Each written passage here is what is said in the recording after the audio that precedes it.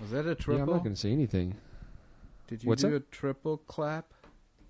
No, I did double. Wow, it sounded like a triple. So, All right, you ready?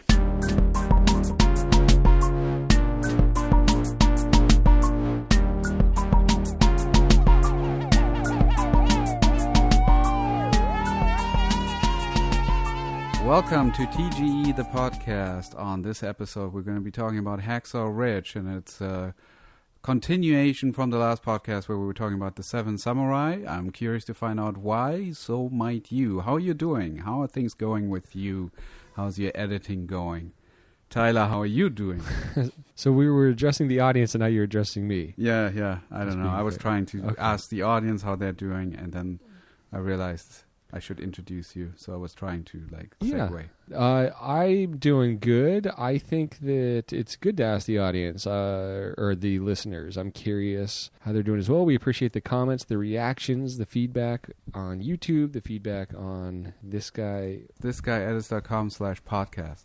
Yes, we enjoy the feedback. We gain from it. It influences the show, lets us know what to talk about, look at, and if you enjoy what you're hearing, subscribe to the podcast. Also, we're waiting to know if anyone has told their iPhone to subscribe to the podcast, and if Siri has done it for you. And also, you can subscribe on Stitcher. You can subscribe on Spotify, and let your friends know about it. We appreciate it. Thank you kindly. So, what's going on? What happened this week, Tyler? How was your week? Well, this week, couple things. It was a good week. They want me to drop it, Sven. This podcast wants me to drop it and move on, but I won't. I shall not. John Ottman has now posted a rebuttal to the controversy swirling the editing of... Are we still talking about Bohemian Rhapsody? Bohemian Rhapsody. Yes, sir. This has to be the fourth episode. Well, if we'd got it out there louder, I think we could have just stopped all this. Because I'm blown away by this idea that, some mediocre YouTube video has been made with, just a backwards look at the editing of that scene, not really criticizing it for the right reasons. And now it's gone so viral that now I don't know which direction to go on this. John Ottman was interviewed, and this came up, and he gave a response to it. To me, it screams staged interview. So I don't know whether to take this as, oh no, he's backing down and not standing behind what I now call the finest edited scene in the history of cinema. Okay, which scene are you talking about? Just for the two listeners cafe scene that are new. The cafe scene, yes. The controversial cafe scene. Or if this is just an editor's masterstroke, just to get people to stop. Because if he would have defended it and explained what I think, and really the only new thought I have to add to any of this is that I'm often impressed by things that you think work watching them, which I think is totally the case with this scene. It never bothered me watching it until this Twitter thing went around, where the editor is cheating, which is what that scene feels like. It's not really playing out in real time, and yet an incredible amount is being accomplished in it, which to me just seems like more masterful editing than anything. And most scenes, again, you start picking them apart, you will find problems, I promise you, because if you're an incredibly amateurish editor, and I see this all the time working with student filmmakers, you can focus on things like only paying attention to the three-dimensional continuity. Well, does this match? Where were they? But look, they couldn't possibly physically be in that position in their seat if they weren't, doing this when the last shot ended. That's not what the scene is about. Yep. Get over it. You are a hack. But anyways, that's my reaction to it. So I don't know if he's decided to not challenge it because... and just say, okay, yeah, whatever, it's bad, because he doesn't want to reveal the masterful secrets behind the greatest scene ever edited in the history of film. Yeah. I think I read his quote in the Washington Post, and there it was very understated. I don't think he really was backing down. That's not the impression that I had. I think he was just saying, look, this is one of those scenes that you cut, and afterwards you don't really want to talk about it any further. But I think the press... Well, he said he wants to put a bag over his head. He might have said when that, he sees yeah. And that's the quote. That's what then the headline became on on Slate, and other outlets were picking it up, that it's clearly he's embarrassed about it or something. And of course he is. These Twitter trolls going after him. It's embarrassing. Yeah, I don't know. Maybe he's not used to trolls. Like maybe he needs to have a YouTube channel and just get used to it, grow a thicker skin, and then just own it. I don't know. That's a good point, because you get torn for all kinds of things. I mean, you make weak coffee, you misspell coffee. What's do you want to? It's amazing. Every time, if I would respond to every comment where somebody finds a mistake, I'd be too busy explaining myself, and I wouldn't have enough time to make stuff. So that happens, and you move on. And that's a really good point. Yeah, go ahead. No, I was going to say, it's just a good point that editors aren't dealing with, the PR side of filmmaking at all. It's an invisible art form. You should be vanishing. Mm-hmm. But every part of it screams like no way the Washington Post just happened to be talking to an editor. Like some PR person was like, let's get ahead of this. What can we do? And now it seems like the fire's out, but we're relighting it. If you want to listen to a Bohemian Rhapsody, the other side of the coin, you can listen to our episode, which I think is a more even dissection of the scene. Yeah, and I think bottom line is when I watched the movie and you had the same experience, it's not like we were like, wait a minute, let's stop the movie right here and let's like rewatch the scene and just try to comprehend why the scene is so choppy. That's not what happened. I mean, I just took it, and somebody at some point noticed something and got pissed off and started putting it on Twitter, and now everybody was talking about it. Yeah, and the beautiful thing with it was, and for all we know, it was someone else's nominated for an Oscar. You know what I mean? Yeah. Like, it's not like Mark Duplass. It's like some unknown, random-looking Twitter account that did it. So it's very likely that this was just a campaign thing. But that said, and so that'd be an interesting conspiracy for our listeners to chase, whoever our conspiracy person is. But the big reveal in the article was that was a Dexter Fletcher shot scene. That's true. I didn't know that. That was new to me, and that's interesting. That scene must have been shot sort of after the fact, because it's early in the movie, but it's like almost a pickup. Yeah, and then another thing that was funny in that is he kind of just mentioned a couple others that or the article did, and one of them was Another One Bites the Dust, I think. Uh-huh. Right? Which is another, like, that's a very fast scene that I thought was like an amazing scene where the manager decides, they get in a fight, they resolve it, they start jamming this tune, and the manager's like, I am going to represent you. Like, it was another, the lawyer became the manager. Yeah. So I guess he was just filming that arc, but it was another scene where just like a ton of information happens in like a really cool, fast, stylized way that felt very cool. Yeah. So it's kind of interesting to see that. I'll tell you one thing that I do. I often cut scenes without breaking the continuity. Not intentionally, but making a sacrifice because emotionally I'm going for something else. And then I'm watching it with the director and I'm saying, hey, how did you like the scene? And the director's like, yeah, this works for me. It's good.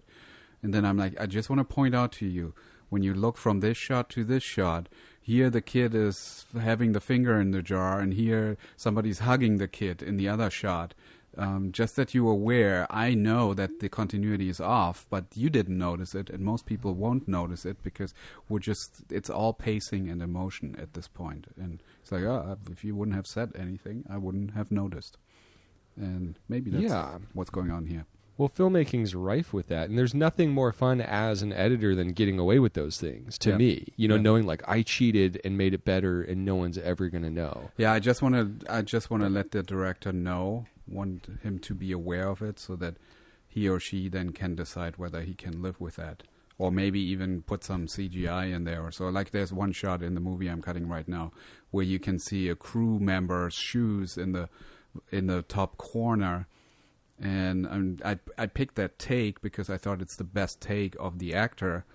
And I just pointed out to the director and said, look, if you freeze here, you'll see a shoe there. So either we'll reframe or we'll use a different take or we'll use some CGI and get that out. But I think this is the best performance. We should stick with it. Right. Once you've made those choices, there's so many ways to soften them with color and sound and so many things that it's just kind of, I don't know, weird to do that pass of like matching. It just doesn't make, because that's not the experience of cinema that you're creating. It's ludicrous. And I think if you're working with a director, have you ever been where you're like, all right, I did something masterful, and the director's like, oh, but his his shoes, like the knot, like the bow of his shoe is on the left side of his left foot. It was on the top of his foot in the last shot.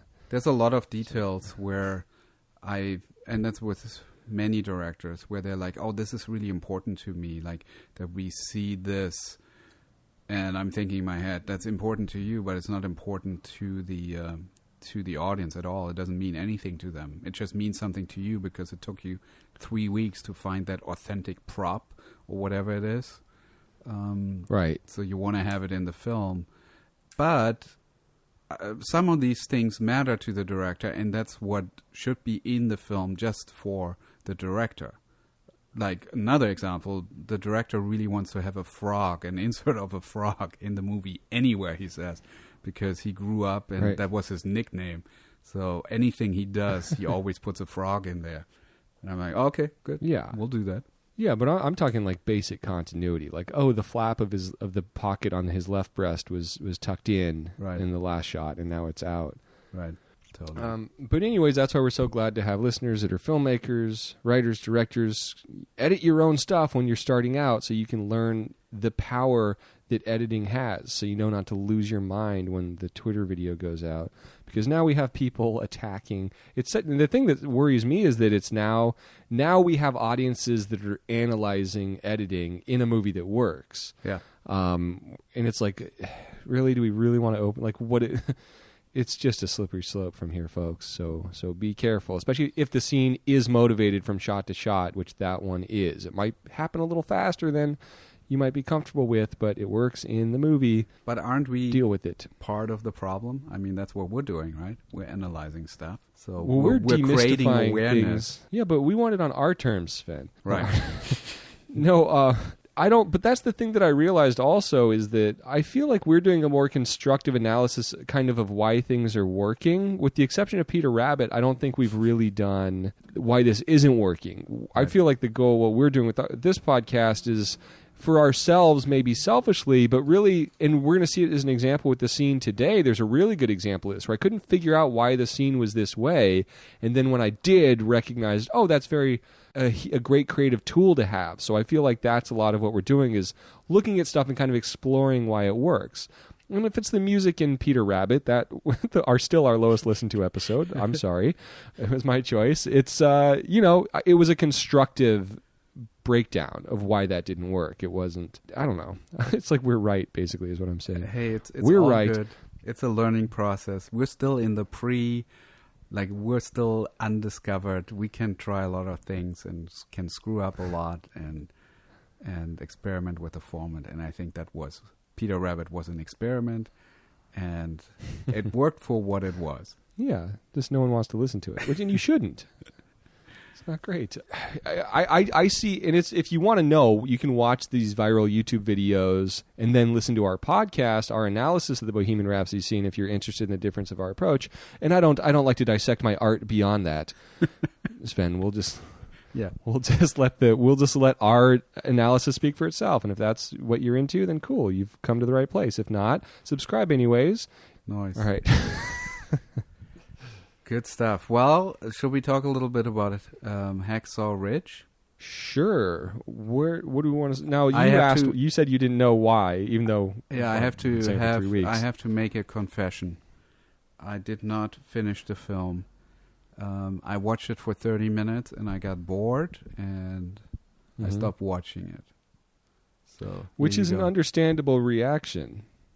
How so? Because it's boring? Because for the first 30 minutes of this movie, there's no action, war, battle. There's I feel like there's a guy who gets hit by a car or a car falls on his leg and there's like a spurting artery out of nowhere. And it's like, oh, that's jacked up. And then like the awareness World War II is going on, which is some of, the tragedy is you never made it to the battle scenes, because we're going to look at the first battle scene, because once it starts, it's like, I think he was just bottling the budget.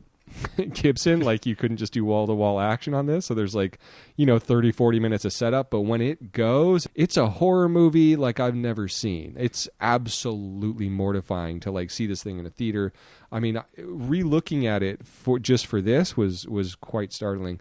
Yeah, which is not why we're looking at it. Yeah, if once you sent me the link to the scene. I started watching, and I'm like, oh my god, this is like, is this a different movie? It's horrific. It's just getting started also. Okay. That's so what we're looking at is literally they're passing a lot of stuff like approaching this, like they're passing people being carried out. So I guess that's why the 30 minutes work at the beginning too, of like, oh wait, oh there's violence going on, and then this happens, and again, rising action. Mel Gibson follows that rule. It gets crazier. Like, wow. This is just the first thing that happens. So, but that's not why we're looking at it. And this isn't a movie that, again, I kind of forgot the impact that it had on me until you just said you didn't watch it. I was like, oh, but you got to see it. Obviously, it's, it's a very memorable film, very well executed. But we're looking at it specifically talking about the line. We looked at, because it's been coming up a lot, the screen direction, right? The directions things are going on the screen. We talked about different pros and cons in past episodes. There's a certain weight to things traveling right to left as there is versus traveling left to right. Those are different things. And also the direction people are facing is important. And battle scenes are great to look at that with. And we looked at it in regards to how it was used in Seven Samurai, a movie that had its own unique challenges. Mm-hmm.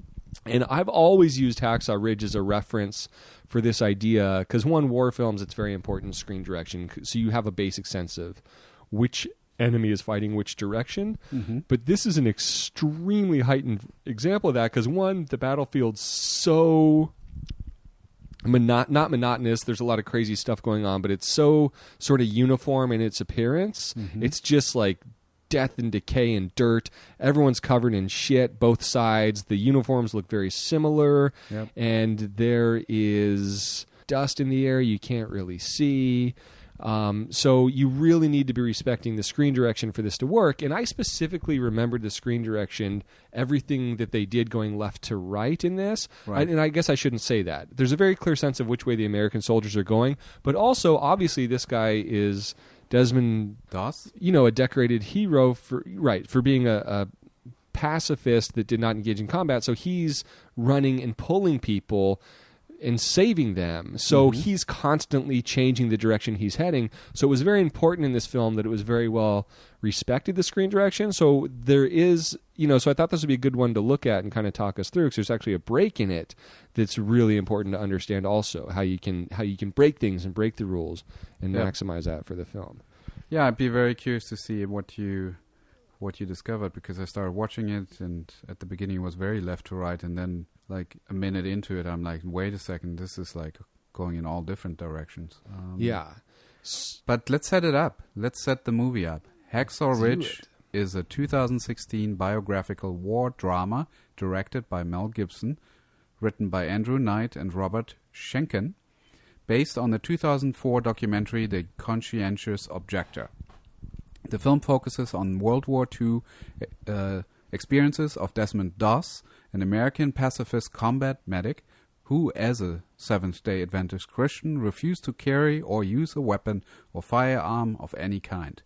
Doss becomes the first conscientious objector to be awarded the Medal of Honor for service above and beyond the call of duty during the Battle of Okinawa. Okay, the film was released on November 4th, 2016. It grossed worldwide $175 million, received largely positive reviews. It got 6 Oscar nominations, and including Best Picture, Best Director, Best Actor, and a lot of sound and editing, and it won for Best Editing. And the other mind-boggling thing about this movie is the budget. I think it was $40 million. Okay, that's very low considering the production value. And the filmmaking skill it takes to deliver this movie at that budget it's mind-blowing. How is this possible? I should also mention it won an Oscar for Best Sound Mixing. Sorry, I missed that.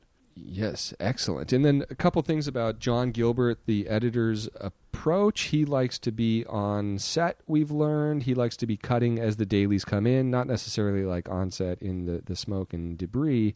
But, receiving dailies and cutting immediately so that there's something to present very quickly once the cut is done to get it out. Yeah. And another fun thing we learned looking at this was that he likes to edit to the script. So that first cut, he always has a pass that he does that is loyal and faithful to the script. And we all know as editors that often, ideally, that doesn't work. That, the movie isn't going to be a perfect exact representation of what was written, because that means your movie's working if you can lose lines, you can lose moments, you can maybe lose entire scenes because there's something that's happening in the action that so represents that so purely you don't need to be redundant with it.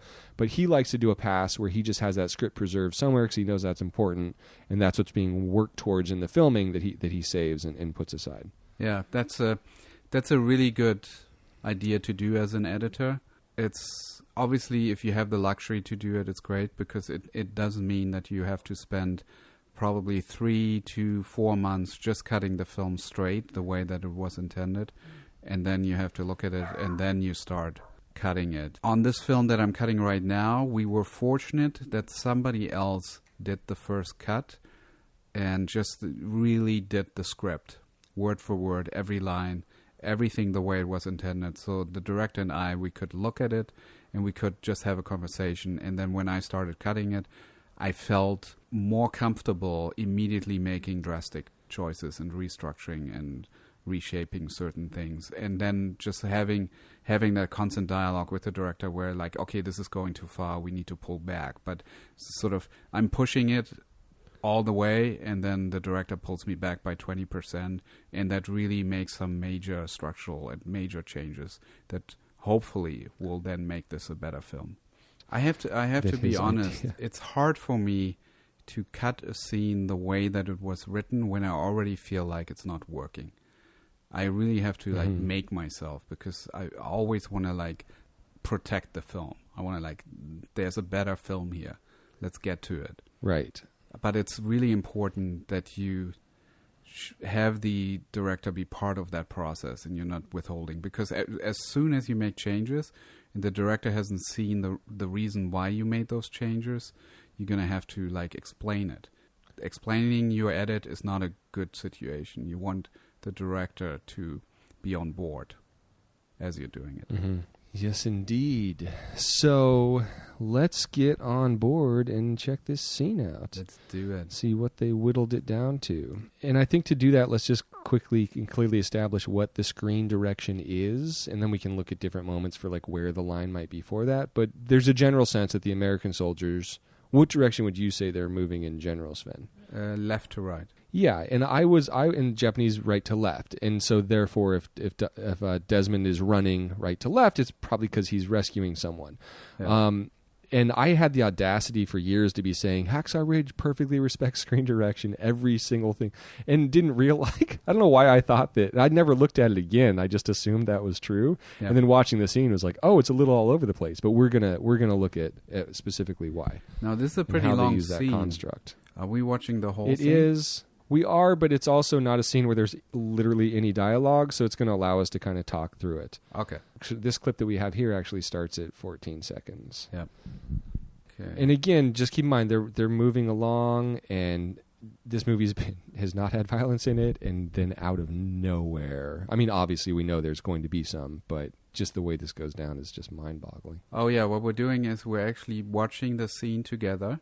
If you want to and you have the ability, check out the link in the podcast description. There will be a link of that scene. It's widely available on the internet. And when we say click, you just play along, and we're going to describe the scene for anybody who's not doing that. And then we also going to go back and analyze the editing and filmmaking, storytelling, all that good stuff. I'm ready. So, 3, 2, click. All right, so here he is. They're moving along. Oh, boom. They find a guy. And just the violence begins. Oh, my God. There were 2 people shot in the head right at the beginning. Yeah, and now there's 20 dead. And, goodness gracious. You're getting the sense they're being blown all over the place. So they're moving left to right, and they're just being pummeled by gunshots. These things... These things are happening fast, and we're also finding ways to like put certain characters in certain places. We're watching back at it. You don't realize these plants or seeds are being planted. A guy was just blown in half. They're going left to right. Oh, boom, boom. It's just this relentless gore. It's really shocking that it's like it's not the first bullet that kills them. Usually it's like one hit. They realize they got hit, and then they get pummeled by a couple of more bullets. And it's over. Right, and now we have Garfield, which is interesting, screen direction on that. All right, now we're going to have a little bit of this turning point where the guy picks up the dead soldier. Like half a body. Takes out, he's using the body as a shield, taking out some of the Japanese soldiers. Which seems kind of blowtorch ridiculous. Guy. The rumor about this movie is that and not necessarily that moment, but they claim that if they had told the true story, like no one would believe it because this is tame compared to in terms of his what Desmond did in the war. And they're just kind of setting these people up like, oh, there's no way that guy's going to die, and then boom, dead, gone. So there's all these little things going on within it. But pay attention, for the most part, the screen direction has been going left, right. This blowtorch thing's been set up. Yeah, flamethrower is going in the opposite direction. So it feels like the guy that somebody just saved a bunch of Americans by coming with a flamethrower and killing off a couple of Japanese soldiers. And he came from the other direction.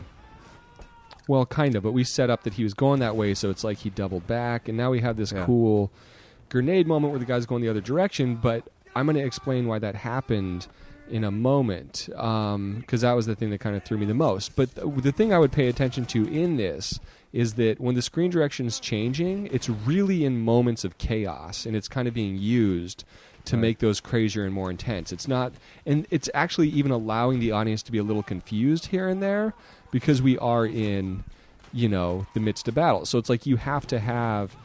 And we could explain where the line is in each of these, but you have to have that sense of the screen direction and able to mess with it and have the confusion. If you just have cameras all over the place shooting both directions all the time, things are crazy, you're not going to be able to kind of make it seem confusing and overwhelming. You're just going to have an unwatchable mess on your hands. Yeah. Which is... Wow. And it's funny, I didn't even realize... I mean, I knew it was 6 minutes when I started watching, but it just goes by so quickly. I don't know that there's a lot more we need to look at with this. I think the point has been made where we could maybe go back and dissect that. Okay. Well, the one thing that I immediately noticed was that it's interesting how they made sure that we recognize Garfield in here. Because everybody has the same, it's just monochromatic, everybody kind of looks the same, but he looks like, I don't know, his helmet looks like way bigger than everybody else's, like his head is just so small, and he just has this look of, like his eyes are wide open, and that's how you recognize him, like you just see his wide-eyed look all the time. Yeah, he's recognized as an actor, but also if you notice, the first time we kind of see him in this, he is actually, it's a different screen direction. Yeah. He's facing left to right than the other characters, even when we first see his close-ups and stuff, so it really helps him kind of jump out. But yeah, the way he's photographed, because I don't even recognize Vince Vaughn, like it takes a minute to recognize him, so they're definitely... Didn't even know. They're giving him a little more. They're giving Garfield obviously more in terms of the photography and stuff to make him jump out more. And now he's carrying a guy back, moving right to left, so we get that.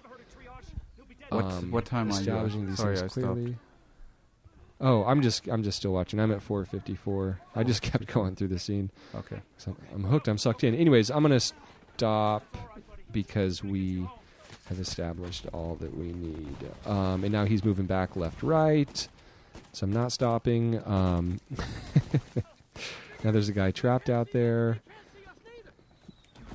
There's about a minute left, and he pitches them on this idea like they can't see us, and rushes out there, and they're like, okay, cool.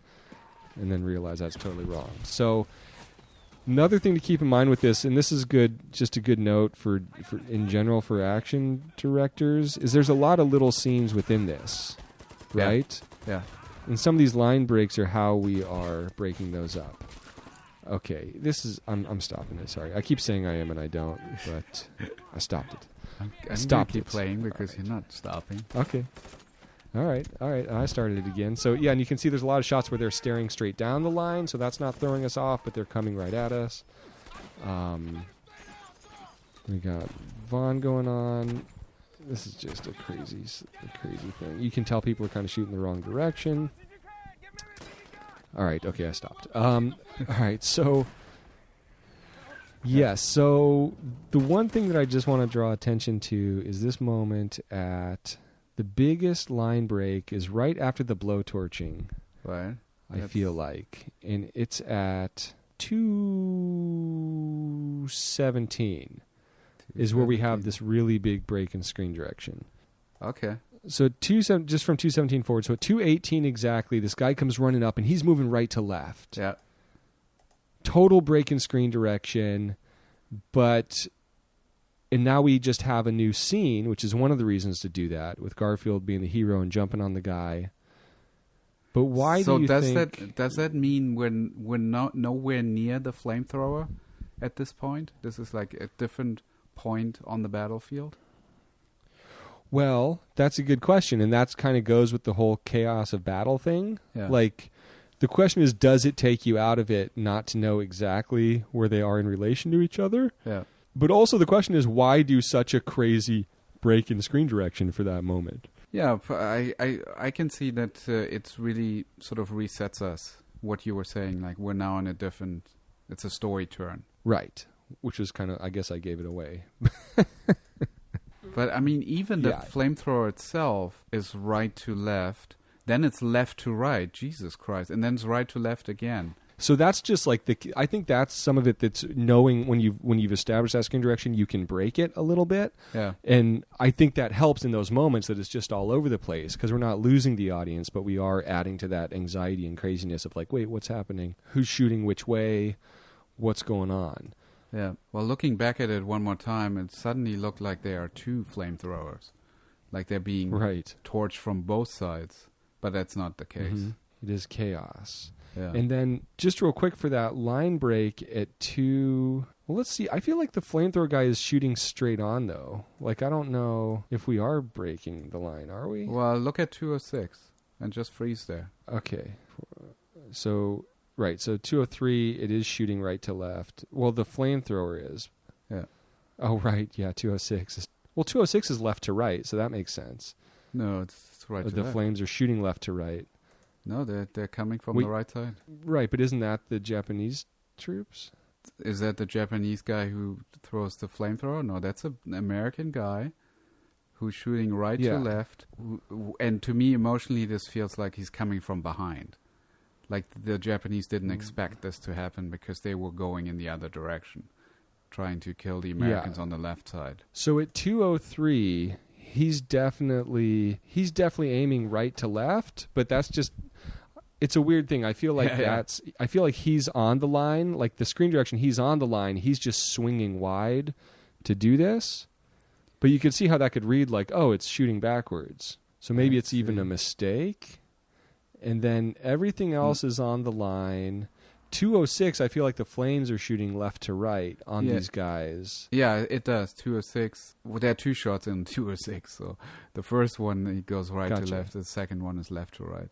Just cut back to But back. is that just the way that he's sweeping the flames? You know what I mean?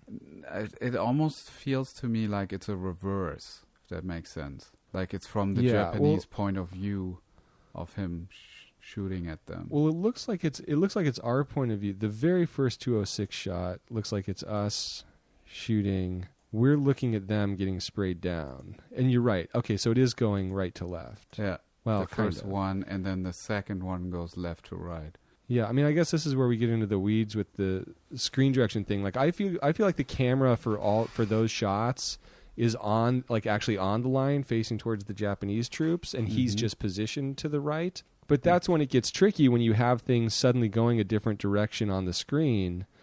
And I'm not saying that was done like with them trying for it to be smooth. I think it was like total chaos, and I think that there was a way to wait a frame or two to not make it seem like he's behind them. Yeah. But I feel like the way it was done just kind of is like a thing that you see with a lot of explosion moments, is where you really like intentionally push the discontinuity and get a little crazy with it. It's like it's just you just going with the emotion, I think, or the energy. Yeah, which is break the rules. And then the other thing I want to point out about the 219 like definitive line break of like characters are literally now moving a different direction on the screen is that, as always with any line break, action directors, if you want to have the camera moving across it or show the characters moving across it, right? So because we have that camera swoop, it's kind of like we're like, wait, we have a guy moving right to left, what's going on?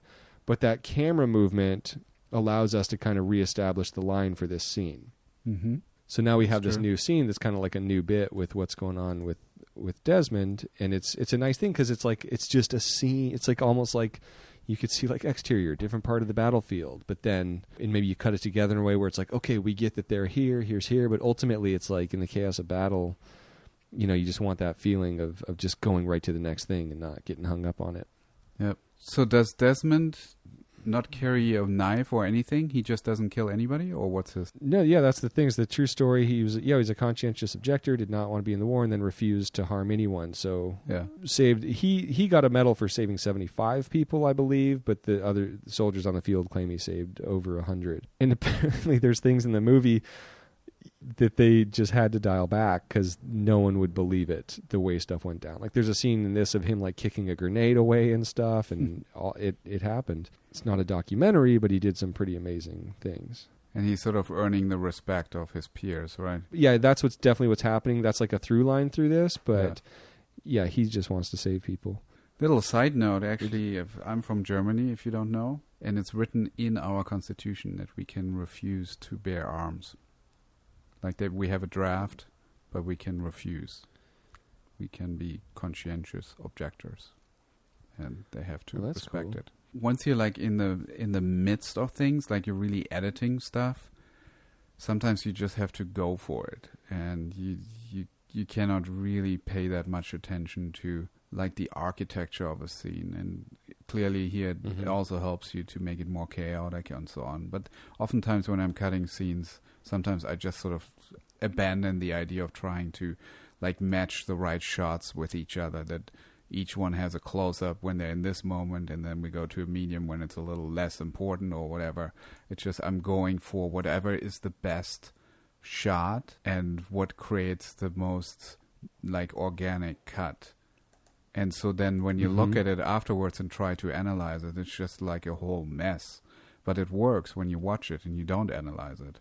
But if you look closer, then it's like, why we're now in this really close shot and then immediately we're like in a wide shot, even though in terms of what we're seeing, like the actor's business, the body movement, we don't really need to be that wide. It just happens to be what is the best moment to use. Yeah, absolutely. But that said, there is, it's great when you see films that are, executed on all levels. Not to saying that didn't happen a lot with this film, but having a director that has that understanding where you're being delivered something that allows you to actually have like the fundamentals in there, like at least knowing what the certain screen direction is. It's always nice to see when these tools are being used to make breaking them more impactful, and how, over the long haul, you could see a movie like this if you just have, and it's, it's an ongoing thing. Like James Cameron, we say this a lot, has a very specific approach to shooting action scenes where he's like, no, the line will be respected.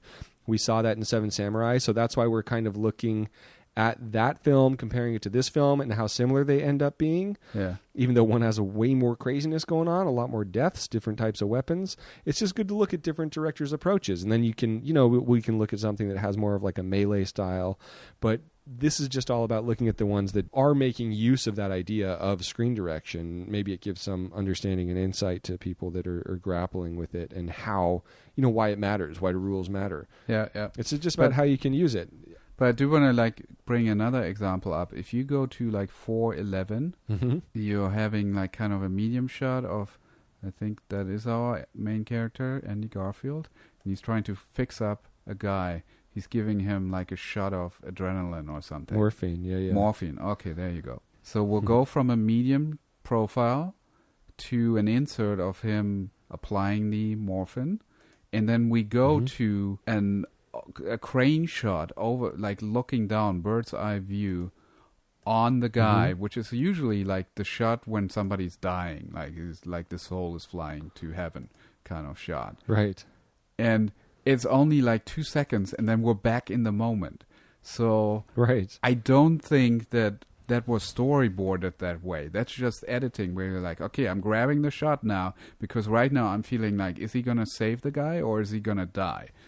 And then we're back in like, okay, he's still alive. He's still with us. And right. I don't think that's storyboarded or written into the script. I think that's just hardcore editing where you're like in the midst of it, just trying to tell the story.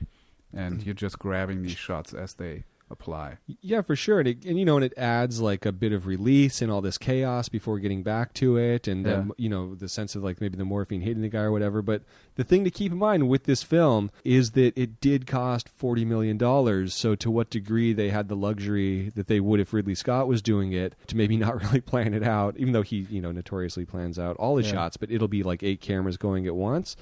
I theorize that there's a lot more strategy, at least a lot more knowledge going into, well, we need this. As long as we do this, we can find something. Because, I don't think they had a lot of takes to have people, like 11 people getting their heads blown off and stuff like that. So you're suggesting they didn't shoot the hell out of it. Like they shot every angle they could think of and then say, we'll figure it out later.